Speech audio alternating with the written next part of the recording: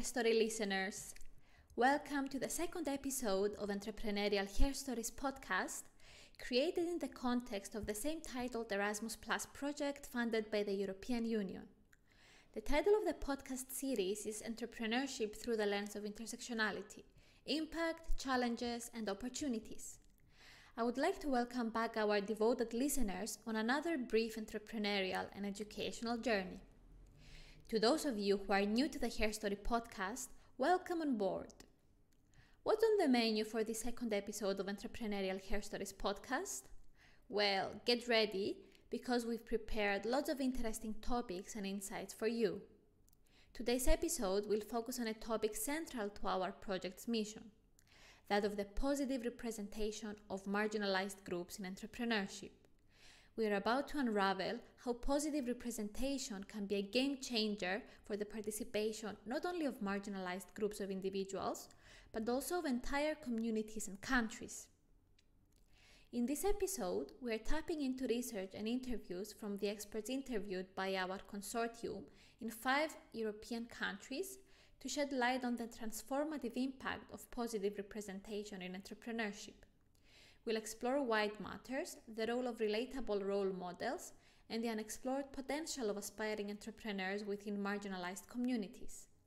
We will even showcase some fantastic local entrepreneurial initiatives among these groups in each national context. Finally, finishing off this episode, I will also share with you some numbers and figures about the activity of female entrepreneurs from underrepresented communities to give you a glimpse of their situation. So, buckle up, because we're embarking on a journey that celebrates diversity, inclusion, and equal opportunities in the vibrant world of entrepreneurship. As we may all have come to realize, dear listeners, entrepreneurship isn't always an inclusive field. Certain groups like women, minorities, migrants, and people with disabilities face unique challenges. They are often overshadowed despite their contributions. Why is positive representation such an important element of inclusion? Think of it this way. When you see someone from your community succeeding, it boosts your confidence, right? It also showcases that your dreams and aspirations can be materialized irrespective of the barriers you may be facing.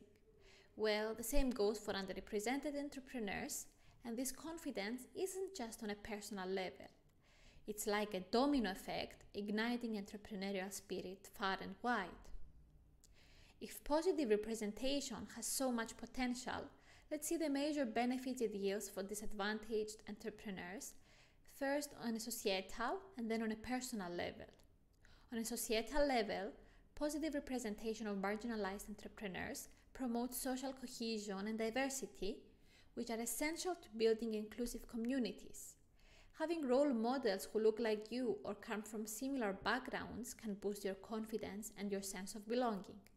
This doesn't just help individuals, but also strengthens the entire community and helps business sectors to keep their talented members. It's a win-win situation. Another benefit on the societal level is that positive representation helps deconstruct stereotypes and prejudices against minorities. By presenting minority entrepreneurs in a positive light, it allows others to become more aware of their potential and unique struggles, become less judgmental and more empathetic. As one of the experts we interviewed said, and I quote, "Stereotypes feed on invisibility," end quote. To add to these societal benefits, positive representation of marginalized entrepreneurs surely brings in, guess what? Money, of course. The inclusion of more people in the workforce does bring about economic development. Now, on an individual level, positive representation is the drive that empowers disadvantaged entrepreneurs and really does boost their self-confidence. Remember, self-confidence is key to a successful entrepreneur. The more someone that looks like me, acts like me, comes from the same background I do and faces similar challenges to me, is positively represented, the more empowered I may become. Positive representation also promotes group membership and offers marginalized people a sense of identity and belonging. In the words of one of the psychologists we interviewed, and I quote, "Group representation provides comfort and empowerment, helping individuals realize they are not alone in their experiences." End quote. Positive representation also goes a long way in helping disadvantaged entrepreneurs overcome the imposter syndrome. You know, that creeping sense of fear and self-doubt some people have despite actually being very good at something. Let's now move to another significant aspect of positive representation: role models. How important do you think is that marginalized communities have successful role models to look up to? We could say it is crucial. Seeing people who look like you succeed in entrepreneurship is not only comforting but also empowering. It helps marginalized entrepreneurs find role models who've overcome similar challenges, setting clear goals and practical steps for success. At this point, we should let the insights of our experts enlighten us further on this. One of our experts said the following, and I quote, "Having positive role models helps a lot, for sure.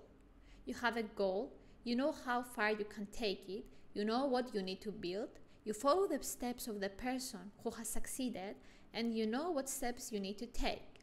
It doesn't seem like a pipe dream, you know, realistically grounded, but you're going to do 1, 2, 3, end quote. Similarly, another psychologist we interviewed expressed the following, and I quote, "I believe that if you have a positive representation of marginalized groups, their inclusion in the entrepreneurship world will be easier. And this will have a positive impact for, I think, the entire community of marginalized people, because they will feel like there's a group membership and that people like them, you know, can climb up the success ladder." End quote. How about minorities and positive representation in the world of enterprise? Well, positive representation is one thing. Of course, it's very helpful and important. But do you know what's equally or even more important? Positive self-representation. The way entrepreneurs from disadvantaged backgrounds see themselves can totally affect how they are seen in fields like entrepreneurship. It's all interconnected, you see. When disadvantaged people realize their full potential, they come to an eye-opening realization. Where you're from or your background doesn't define how successful or grand you can be in entrepreneurship. It's all about having the guts, determination, and many of the essential entrepreneurial traits. These people who succeed against all odds prove time and time again that it's not only about someone's status, it's about their spirit. Now let's explore the positive representation of women and other marginalized groups in entrepreneurship, but this time by looking at some local and context-specific examples of initiatives from the partners' countries. Our experts were asked to share any examples of unconventional or inclusive entrepreneurship initiatives led by women or marginalized groups in their countries. We also asked them to tell us about initiatives supporting women and other marginalized entrepreneurs in each country and how these initiatives can be improved. Let's go to Romania first. One of our experts told us about a social enterprise run by a female entrepreneur named Oil Bright, which creates candles from used cooking oil. What's great about it? Well, apart from the environmental aspect, it also promotes inclusion because it employs people with disabilities in the oil collection process. Indeed, this is an example of creating avenues for entrepreneurial inclusion of marginalized groups. Next in line are some examples from Cyprus. Our Cypriot interviewees told us about two women-led small enterprises in Nicosia. The first one is owned by a young woman of Asian origin who sells breakfast to passers-by near a central bus station. The second is a woman of Nigerian origin who bakes and shares traditional Nigerian bread, both with her community and locals. They also gave the examples of a male Chinese doctor who opened his acupuncture clinic and a female immigrant who opened a Chinese restaurant. All these examples show how entrepreneurs with diverse backgrounds can create unique businesses, blending their cultures with the local environment and people. We also spoke to two dynamic Cypriot women entrepreneurs. One shared with us her innovative mobile app. Savior is an app whose mission is to build solidarity among women and help them always feel safe from harassment. She's proud that it's one of a kind project in her local context, designed by and for women in Greece and Cyprus. Now let's see what examples we have from Greece. One of our Greek experts made an interesting point about women entrepreneurs.